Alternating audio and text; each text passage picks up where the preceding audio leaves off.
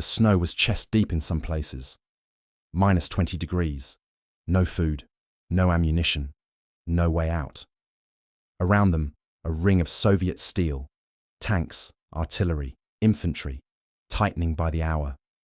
Inside that ring, 60,000 German soldiers, 2 entire army corps, men who had been told as recently as 48 hours ago that relief was coming, that they just had to hold. They held, and they died. This is the Korsun-Cherkassy Pocket, February 1944, one of the most catastrophic encirclements of the entire Second World War.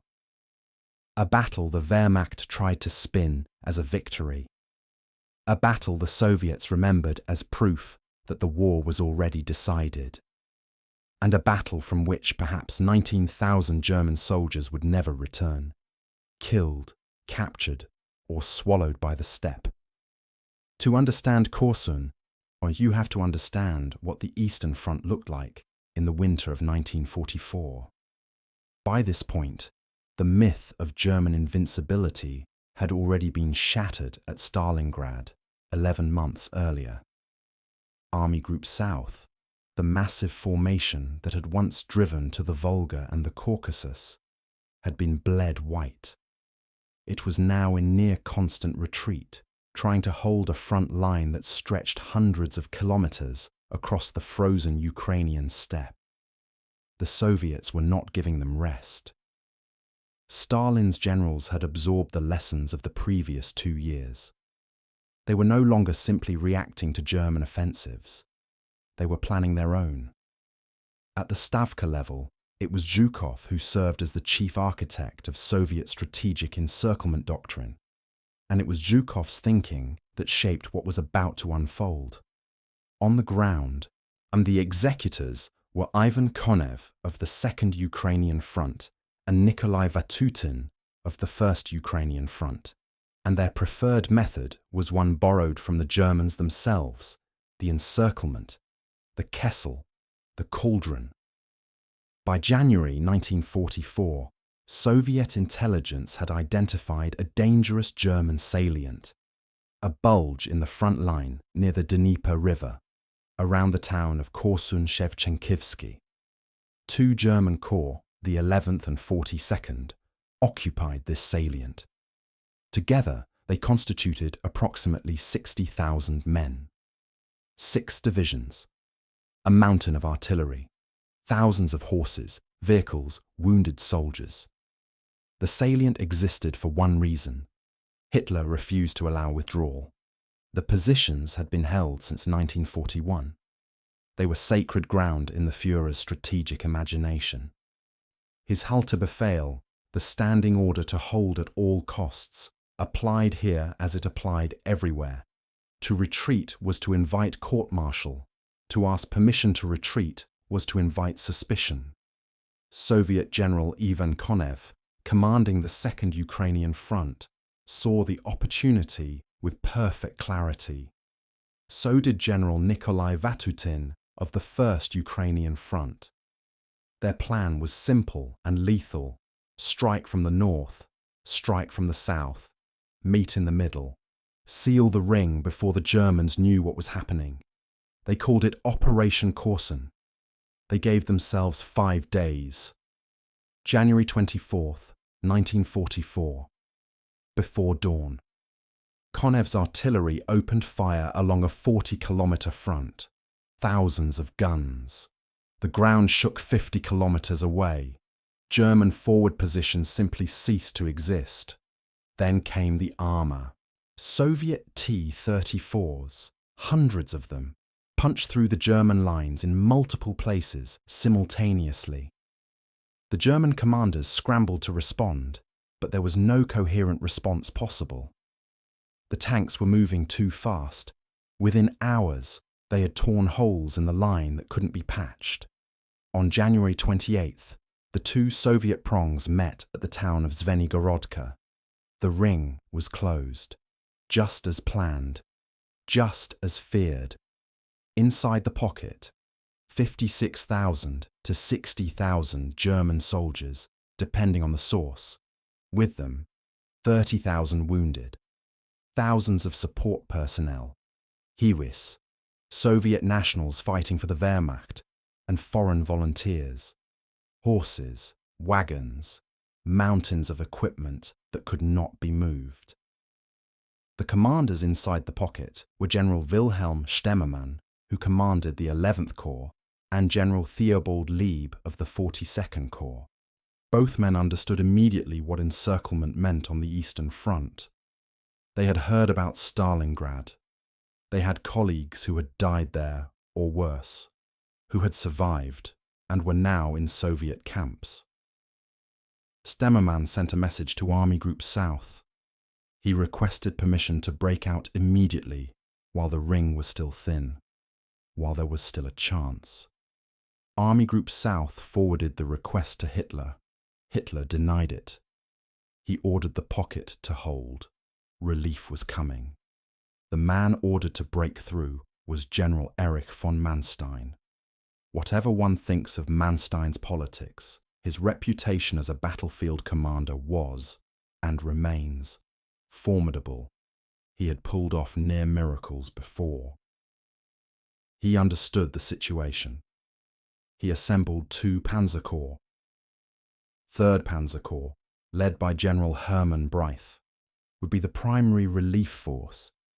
It included elite units, the 1st SS Panzer Division, the 16th and 17th Panzer Divisions, the Heavy Tank Battalion 503. The 47th Panzer Corps would support the operation on the flanks, hundreds of tanks, thousands of men. The plan was sound on paper. Break through the Soviet outer ring, drive northeast, link up with the pocket, extract the trapped men. The ground had other ideas. The Ukrainian winter of 1944 was brutal even by Eastern Front standards. But more dangerous than the cold was the mud, the Rasputitsa, the season when frozen ground thaws temporarily and turns the steppe into a black, bottomless swamp. Roads became impassable. Supply lines collapsed. Tanks, 60-ton machines designed for firm ground, sank to their turrets. The relief columns moved forward, slowly, agonizingly slowly. Breith's tanks crawled through terrain that swallowed vehicles whole. Soviet resistance was fierce and organized. Every kilometer cost men and machines. Inside the pocket, conditions were deteriorating by the hour. The Luftwaffe was flying supply missions, Ju-52 transports dropping ammunition and food. But the airstrip at Korsun was under constant Soviet artillery fire, and the tonnage arriving was a fraction of what the trapped men needed. Men were eating their horses. Wounded soldiers lay in frozen barns and farmhouses, without adequate medical supplies, without morphine, without warmth. Frostbite claimed fingers, toes, feet. Dysentery spread through the overcrowded positions. And still Hitler radioed his orders. Hold. Relief is coming. You are a Festung, a fortress. You will not yield. By the first week of February, the Breith's panzers had closed to within 10 kilometers of the pocket's perimeter. 10 kilometers. In normal conditions, on a summer road without opposition, that was 20 minutes by vehicle. In the mud of the Korsun pocket, in the face of Soviet anti-tank guns and minefields, it was an eternity. The gap was never closed. February 16th, 1944. 11 p.m. General Stemmermann gathered what remained of his combat-capable men. The decision had finally been authorized from above, not by Hitler willingly, but by the undeniable mathematics of the situation. The men in the pocket were going to die if they stayed. Some chance was better than none. The breakout order was issued. Gruppe Stemmermann would move in 3 columns, westward, toward the nearest point of the Soviet ring, a stretch of open steppe near the village of Shandarovka. Breith's tanks would push forward one last time to meet them. What followed was not a military operation. It was a death march. The plan called for secrecy, for silence. But moving 40,000 to 50,000 men through the dark, across open snow-covered ground, men who were starving and frostbitten, dragging their wounded on sleds, leading panicking horses, was not a quiet undertaking. Soviet forces detected the movement within hours. The Soviets did not simply block the breakout. They let it begin. They waited until the German columns were fully committed, spread across open ground, in the dark, disordered and exhausted. And then they closed in. Soviet cavalry swept in from the flanks. T-34s emerged from the tree line. Artillery dropped on the columns without warning. The Germans had no armour left. They had very little ammunition. Many men had abandoned their weapons to move faster or to help carry wounded comrades. It became a rout, then a slaughter. Soviet cavalrymen, Cossack horsemen from Konev's command, rode through the disorganized columns. Thousands of men were cut down in the open. Others ran and were ridden down. Some surrendered immediately, hands raised in the frozen dark. Others simply kept walking, numb and beyond fear, and died where they fell. One survivor described it later. There were bodies as far as you could see. German bodies in the snow. They stretched to the horizon. Stemmermann himself was killed in the breakout, struck by an anti-tank gun round. He never saw the outcome he had spent weeks fighting toward. The breakout lasted roughly 48 hours. By February 18th, it was over. Between 30,000 and 35,000 German soldiers made it through the Soviet lines and reached the safety of Breith's panzers. Most were in catastrophic physical condition, frostbitten, shell-shocked, barely able to walk. The majority had lost their weapons. Many would spend weeks in field hospitals before they were returned to any unit. Somewhere between 15,000 and 20,000 German soldiers were killed or captured. Exact figures remain disputed between Soviet and German sources. German accounts tend toward the lower end. Soviet records claim higher.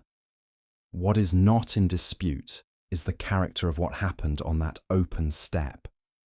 The evidence was written in the snow.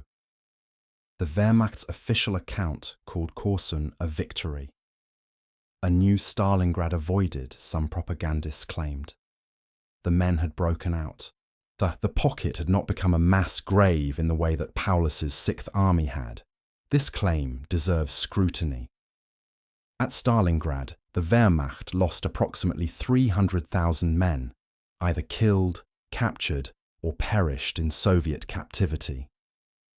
Korsun was smaller in scale, but calling Korsun a victory requires accepting a definition of victory that includes losing a third of your encircled force, abandoning essentially all your heavy equipment, and allowing a major Soviet strategic success to go unchallenged. Konev was awarded the rank of Marshal of the Soviet Union immediately after the battle. Stalin was satisfied. Manstein, who had fought desperately to reach his trapped men, drew a different conclusion. In his memoirs, he insisted the breakout had been a success, that he had saved those 35,000 men when they might all have died. He was not wrong to feel that. But he was also not being entirely honest about what the battle had cost and what it had demonstrated. Germany was losing the Eastern Front, not losing ground, though they were doing that too, losing the capacity to resist. The manpower, the fuel, the armour, the initiative, all of it eroding month by month, battle by battle. Korsun was one data point, but it was a vivid one. Behind the numbers are men whose individual stories are largely lost to history. The survivors left accounts, some in post-war memoirs, some in letters, some recorded by historians decades later. Their details vary, but their experiences rhyme. A young infantryman from southern Germany, typical of thousands, survived the breakout only to lose fingers to frostbite. He was treated in a field hospital, returned to the front, and died before the war ended. His story is not exceptional. It is the pattern. A captured soldier, like many thousands taken on the steppe, spent years in Soviet prisoner-of-war camps. The conditions in those camps were brutal. Malnutrition, disease, forced labour. Many who survived the pocket did not survive captivity. These are not individual stories. They are one story, repeated across tens of thousands of men. History rarely preserves their names. They dissolve into aggregate figures that the mind processes without truly absorbing. General Lieutenant Theobald Lieb survived. He was wounded during the breakout, but made it through the Soviet lines. He was awarded the Knight's Cross with oak leaves. He lived until 1981, dying at the age of 91, long after most of the men who had served under him were gone, and the snow of the Ukrainian steppe was red for weeks after the battle. Villagers from Shandarovka and the surrounding area described the landscape as something from a nightmare, a field of frozen German dead stretching in every direction, horses and men alike, as far as the eye could travel. Spring came. The ground thawed. Most of the dead were buried where they lay, in mass graves that were later ploughed over, built upon, or simply forgotten. The Korsun-Cherkassy Pocket was not the largest battle of the Eastern Front. It was not the most decisive. In the sweep of a war that killed 27 million Soviet citizens and reshaped the entire European continent, it occupies a paragraph in most histories. But it holds something worth pausing over. It holds the image of 60,000 men, told to trust in a relief that was always marginal, and dependent on good weather that never came, dependent on a high command that could not acknowledge the ground truth of what was happening. It holds the image of Stemmermann, making a decision in the dark that he would not live to see the outcome of. It holds the image of men walking westward through the snow, through Soviet cavalry, through artillery fire, clutching whatever hope remained. Some of them made it, many did not.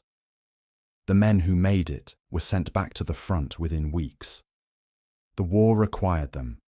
The war consumed everything. Around 35,000 survivors. Between 15,000 and 20,000 dead or captured.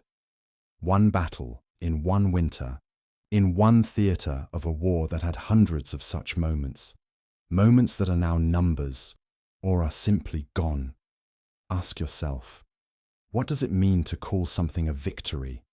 Ask the men who marched through the snow at Shandarovka, the ones who came out the other side. If any of them were still alive to answer, and almost none are, they would probably tell you it was not a word they used.